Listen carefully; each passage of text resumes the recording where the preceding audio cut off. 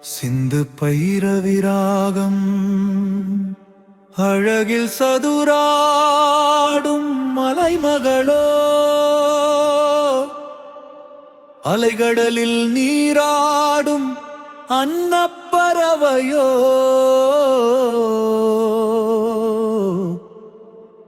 மண்மேடையில் தஞ்சமே புகும் நண்டினமோ.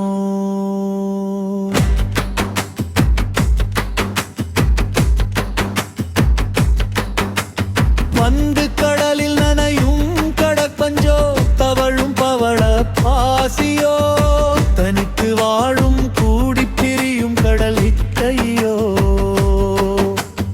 500 ஆண்டுகள் வாழுகின்ற அதிசயாமையின் மீனதானோ, கண்ணில் வண்ணம் படைக்கின்ற கவிதை பேசும் கண்ணீனோ, கவிதை வடிக்க வந்திட்ட கடல் தமிழின் சொல்லாடையோ.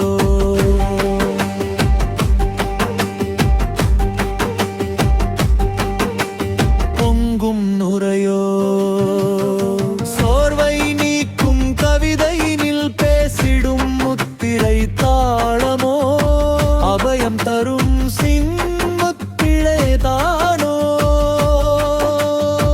வந்தவர்களுக்கு வாரி வழங்கும் கடல் என்னையின் செல்ல பிள்ளையோ, மூச்சை விடும் அற்புத கொடியோ, எரிமலையின் இன்ப முகம்தானோ, மிதப்பாய் மாறிடும் பெரிய வகை மீன்தானோ.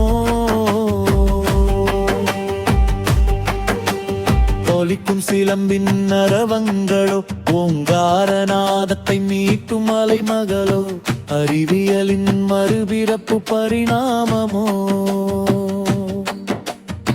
கடல் முகத்து வாரத்து சேர்மங்களோ, கூட்டாட்சி முறையின் தத்துவமோ, கவித்துவமாய் வந்த வாழ்வியலோ, சேர வந்த கவிமலர் கொடியோ, பூம்பாலை தொழிலின் மெய்ப்புழுதியோ, காதல் பேசும் தாழ்வின் குஞ்சோ, பேச இனிக்கும் கடற்குதிரையோ, பரந்தாமன் துயில் கொள்ளும் பார்க்கடலோ, பாரிஜாத கடலில் மணக்கின்ற அல்லியோ, ஆம்பலோ வேறெதுவோ.